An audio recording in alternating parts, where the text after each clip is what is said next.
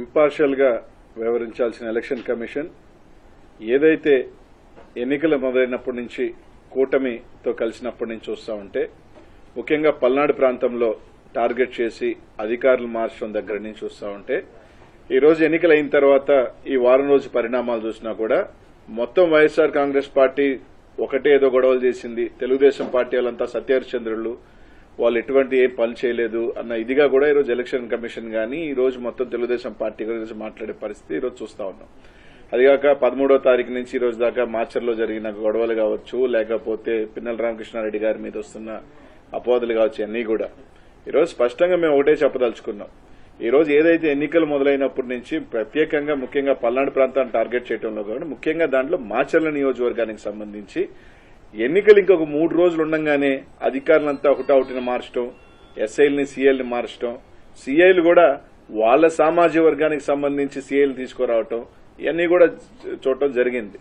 ఈరోజు వాస్తవానికి ఆ రోజు ఎన్నికల రోజు కూడా అనేక సార్లు మా ఎమ్మెల్యే అభ్యర్థి రామకృష్ణారెడ్డి గారు అనేక సార్లు చెప్పాడు. ముఖ్యంగా ఈరోజు వాళ్ళు చెప్తా ఉన్నారు, వాళ్ళ ఎంపీ అభ్యర్థి కృష్ణదేవరాయలు గానీ వీళ్ళందరూ కూడా ఏం చెప్తా ఉన్నారు, మాకు పోలీసు ఎక్కడా కూడా సహకరించలేదు, పోలీసు ఇది చేయలేదు, పోలీసు బందోబస్తు పెట్టలేదని మాట్లాడుతున్నారు.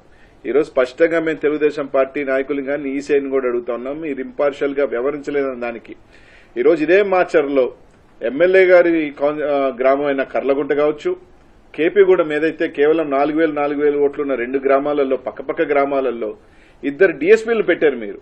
అదే ఒప్పిచెర్ల 5,000 ఓట్లున్న పక్కన తుమ్మరకోట, చింతపల్లి, పాల్వాయి గేట్లో విపరీతంగా రిగ్గింగ్ జరుగుతూ ఉంది, ఆ ప్రాంతంలో భయభ్రాంతులు చేస్తున్నారని చెప్తున్నా కూడా ఎమ్మెల్యే గారు కానీ ఎస్పీకి ఫోన్ చేసినా కానీ కనీసం స్పందించాల. ఆ రోజు స్టార్ట్ అయిన రోజు చూసుకున్నా కూడా ముట్టుకూరు గ్రామంలో ఆ రోజు ఆ తెలుగుదేశం పార్టీ వాళ్ళు పోయి ఎస్సీలని బీసీలని కొట్టడం గాని, ఈ రోజు అలాగే తుమ్మరకోట్లో అయితే దాదాపు ఈ రోజు ఈసీని అడుగుతా ఉన్నాం మేము, మీరే అన్నారు 9 దగ్గరలా ఈవీఎంలు పగలగొట్టారని. కేవలం ఒక్క రామకృష్ణారెడ్డి గారిది మాత్రమే ఎందుకు రిలీజ్ అయింది?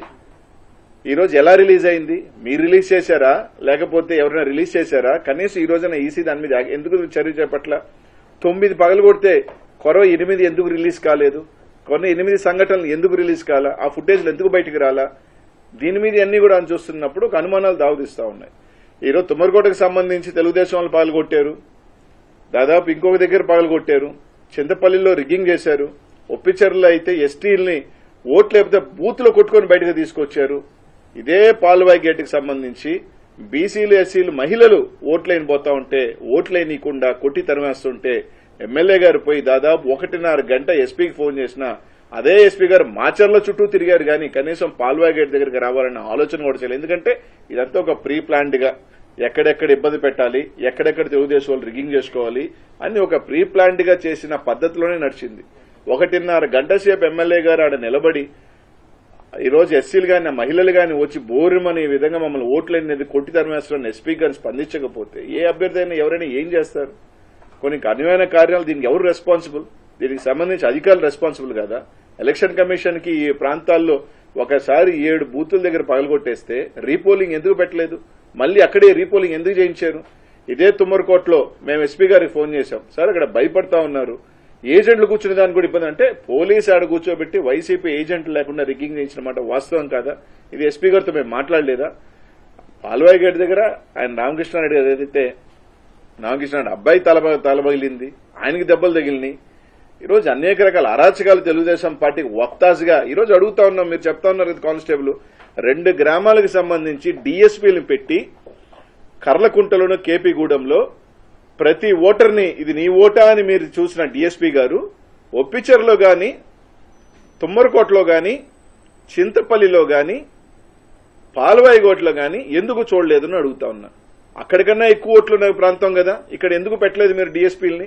ఎందుకు సీఐల్ని పెట్టలేదు? ఎందుకు ఎస్ఐని కూడా సంబంధించి ఎందుకు పెట్టలేదు? కనీసం దాని ఫుటేజ్లు రిలీజ్ చేయండి.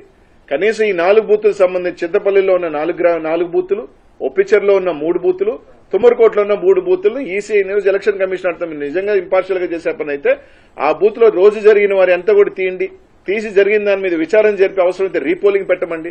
ఈరోజు స్పష్టంగా మా ఎమ్మెల్యే గారు దాని మీద రీపోలింగ్ జరగండి, ఈ విధంగా జరిగితే దాని మీద ఈ రోజు దాకా యాక్షన్ తీసుకోవాలి. 13వ తారీఖున మీరు చెప్పారు పగలగొట్టారని. 13వ తారీఖున ఎస్పీ లేరా? పోలింగ్ ఆఫీసర్ లేదా? ఆ రోజు వెబ్ కాస్టింగ్ నుంచి మీరు వీడియో ఎందుకు తొలగించలేదు? 20వ తేదీ దాకా పట్టిందా మీకు? అంటే ఎవడో రిలీజ్ చేస్తే ఫేక్ది కావచ్చు, వాట్ ఎవర్ రిలీజ్ చేశారు. అది ఎలా రిలీజ్ అయింది? ఒకటే రిలీజ్ అయింది. 9 ఏమైనాయి? 9 ఉండాలి కదా. ఆ 9 ఎందుకు రిలీజ్ చేయలేదు? అంటే వైఎస్ఆర్సీపీఏ గొడవలు చేసింది అనేది ఒక బ్లూ ప్రింట్ ఇవ్వాలన్న క్రమంలో తెలుగుదేశం పార్టీని కాపాడుతున్న మాట వాస్తవం కాదా? ఈరోజు ఎలక్షన్ కమిషన్ ఈరోజు దాదాపు అదే కారంపూడిలో ఎన్నికలైపోయిన తర్వాత పోతురాజుగుంటలో బుడగజంగాల మీద, పేదల బుడగజంగాల ఇళ్ల మీద దాడి చేసి టీవీలతో సహా ఎత్తుకోపోయిన సంఘటనలు వాస్తవం కదా. ఇవన్నీ ఎందుకు ఇది చేయట్లేదు? ఈరోజు కేవలం మేము అడుగుతా ఉన్నాం, ఈ 4 గ్రామాలకు సంబంధించి మీరు ఫుటేజ్ రిలీజ్ చేయండి. ఒప్పిచర్ల కావచ్చు, చింతపల్లి కావచ్చు, తుమ్మరకోట కావచ్చు, పాల్వాయి గేటుకు సంబంధించి ఏదైతే మీరు చెప్తున్నారు ఎమ్మెల్యే గారు పగలగొట్టారని చెప్తున్నది కాకుండా కొరవ దగ్గర పగలగొట్టిన ఈవీఎంలన్నీ పగలగొట్టిన అన్ని ఫుటేజీలు రిలీజ్ చేయండి. ఆ రోజు పోలింగ్ జరిగిన సరళి కూడా మీరు రిలీజ్ చేయండి. ఖచ్చితంగా దాంట్లో రిగ్గింగ్ జరిగిన మాట వాస్తవం కదా, పోలీసు అండదండలతో జరిగిన మాట వాస్తవం కదా అని అడుగుతా ఉన్నా. ఇదే ఎమ్మెల్యే గ్రామంలో ఒక డీఎస్పీ గారు జగదీష్ గారిని పొద్దున్న సాయంకాలం దాకా పెట్టారే, కేపీగూడెంలో పెట్టారే, పెట్టి ప్రతి ఓటర్ని ఇది నువ్వు కరెక్ట్ ఓటరా అని చెప్పి వెరిఫై చేశారే. ఈ గ్రామాల్లో ఎందుకు పెట్టలేదు?